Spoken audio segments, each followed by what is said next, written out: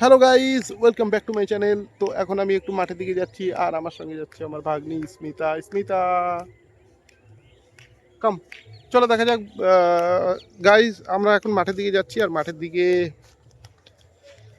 একটু সবজি খাতে কি কি হয়েছে কি না হয়েছে একটু দেখবো।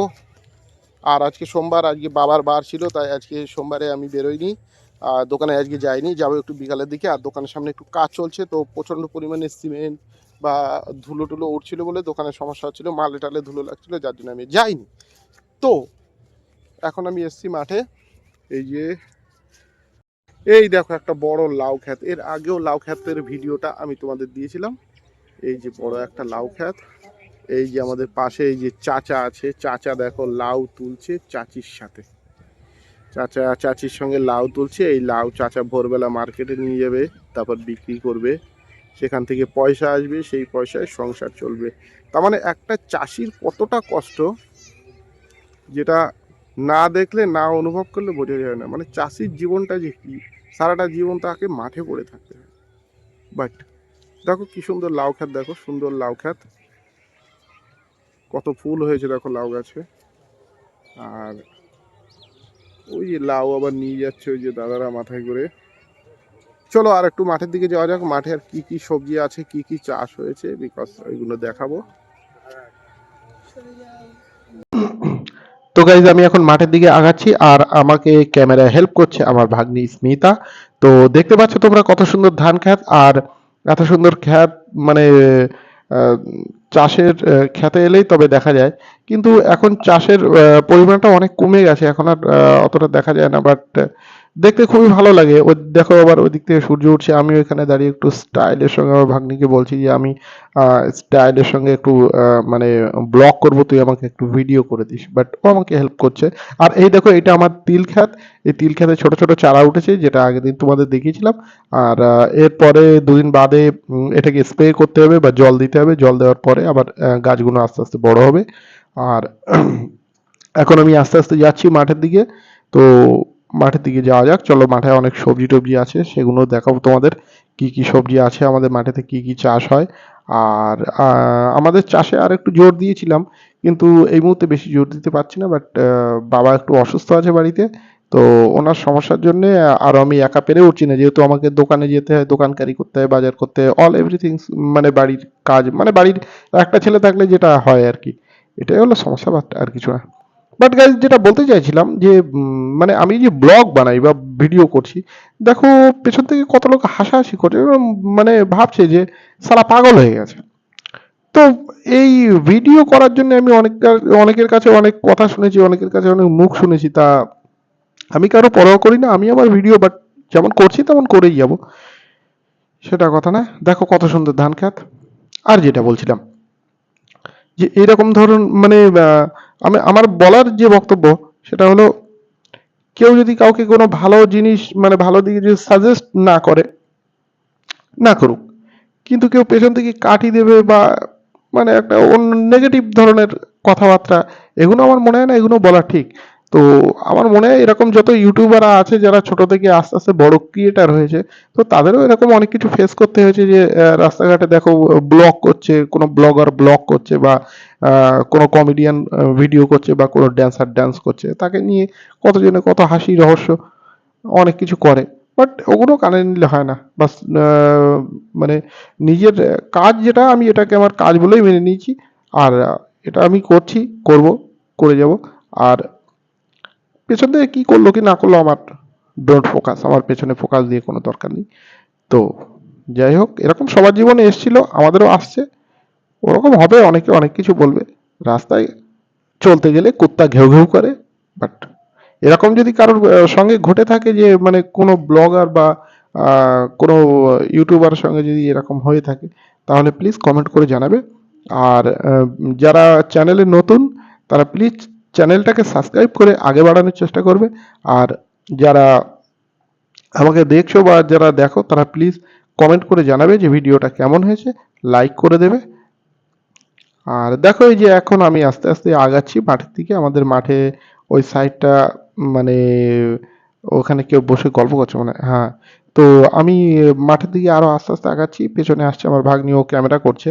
বাট দেখো আস্তে আস্তে মানে সন্ধ্যার দিকে আগাচ্ছে, দেখো সূর্য ডুবে যাচ্ছে সাইড থেকে, ও যে দেখেছো সূর্য ডুবে যাচ্ছে। এই দেখো গাইস, এটা হলো বেগুন ক্ষেত। এখানে সুন্দর সুন্দর বেগুন হয়, বাট গাছগুলো অনেকটা বুড়োটে ভাব এসে এসে গেছে গাছের ভিতরে। তো এই যে এর ভিতরে আবার লাউ, ও বাবা, একের ভিতরে দুই, আবার অনেক কিছু চাষ হয়েছে এর ভিতরে। যাই হোক, ক্ষেতটা একসময় মনে হয় ভালো ফল দিয়েছিল। তো গাছ এখন বুড়ো হয়ে গেছে, তারপরে এখন প্রচন্ড গরম, তাও মাটিতে টান ধরছে, আবার ঠিকঠাক স্প্রে করছে না, যত্ন করছে না, যার জন্য এই যে পাশে একটা ক্ষেত দেখছো চষে রেখেছে, এটা মাঠে জো করার জন্য।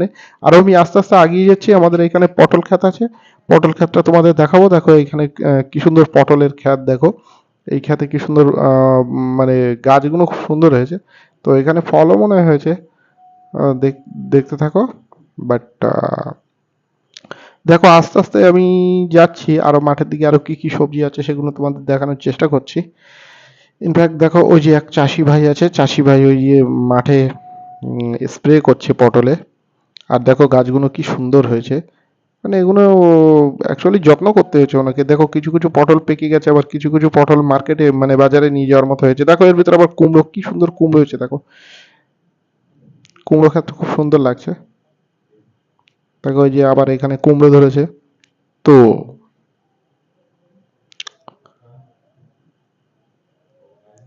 গাইস, যে সকল চাষি ভাইরা আছো বা যারা চাষ করতে ভালোবাসো, তারা প্লিজ কমেন্ট করে জানাবে যে আমার ভিডিও কেমন হচ্ছে। এই দেখো পাট ক্ষেত, কারা কারা পাট চাষ করেছো প্লিজ কমেন্টে একবার জানাবে যে আমরা পাট চাষ করেছি। আমরা অবশ্য পাট চাষ করিনি, আমরা তিল করেছি, এর আগে সর্ষে করেছিলাম। এরপরে যখন তিল উঠে যাবে তখন আবার ধান চাষ করা হবে। এই দেখো কি সুন্দর কলমি শাক, দেখেছো মাঠে খুব সুন্দর সুন্দর কলমি শাক হয়েছে। আর এই কলমি শাক, এই দেখো গাইজ, এখানে দেখো কি সুন্দর টমেটো হয়েছে, আমি তো দেখে অবাক। তারপরে কি হয়েছে বলুন তো, টমেটোর এখন একদম দাম নেই, 5 টাকা কিলো বাজারে। তো টমেটো গাছগুলো চাষি এখান থেকে তুলে মার্কেটে নিয়ে যেতে যা তার খরচা হবে, তার থেকে সে দুঃখ প্রকাশ করে টমেটো গাছগুলো, মানে যে গাছ পোড়া যে স্প্রে থাকে, স্প্রে করে গাছগুলো নষ্ট করে দিচ্ছে। বাট ওই দেখো ট্রেন যাচ্ছে, এটা হলো বিড়া দত্তপুকুরের মধ্যিখানে, মেটোপাড়ার মানে পিছন দিকটাই ঠিক। এই যে আমাদের এই মাঠের পাশে আবার রেল লাইন আছে, এই দেখো ট্রেন যাচ্ছে। আর এইখানে কি সুন্দর ভিউটা দেখো, কি দারুণ লাগছে দেখো দেখতে, ভিউটা খুব সুন্দর। এই যে এক চাষি ভাই এখানে আবার পটল গাছে স্প্রে করছে। এবারে নানান ধরনের সবজি হয়, শীতের সময় ফুলকপি বাঁধাকপি হয়, এখন ওই যে পটল আছে, তারপরে উচ্ছে আছে, বেগুন আছে, এই নানান ধরনের চাষ হচ্ছে। তো দেখো কি সুন্দর পটল চাষ হয়েছে, দেখো পটল,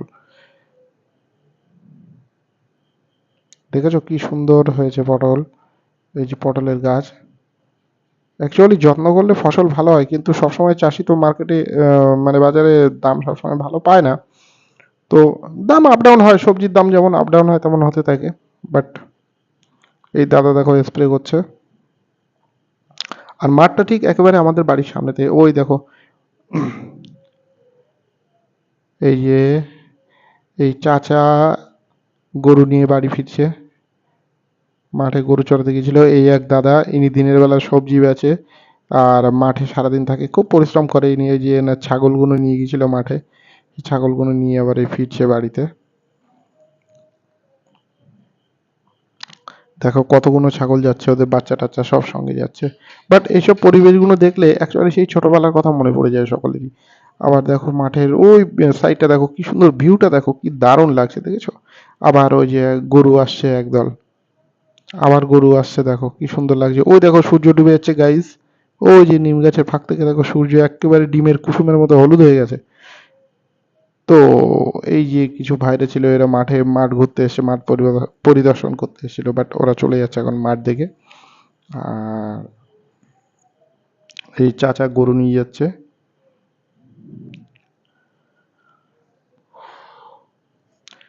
তো যাই হোক গাইস, ভিডিওটা আর বেশি বড় করবো না, কেন ভিডিওটা বেশি বড় করা যাবে না। এই দেখো কি সুন্দর পাখি উঠছে, আস্তে আস্তে সন্ধে হয়ে আসছে, আর মানে কুয়াশা ভাব চলে আসছে।